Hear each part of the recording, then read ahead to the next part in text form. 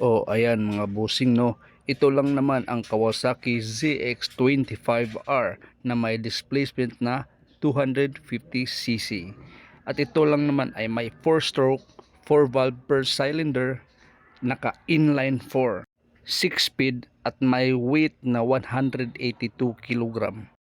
At naka liquid cooled at dual overhead cam at naka FI na din siya. Meron din itong ABS at TCS, pati na rin ang stability control. At ang kanyang fuel tank capacity ay 15 liter. At meron lang naman siyang fuel consumption na 25 km per liter. Si ZX25R ay may max torque na 21.2 Nm at 13,000 RPM at may max power na 43.5 HP at 15,500 RPM at may compression ratio na 11.5 to 1.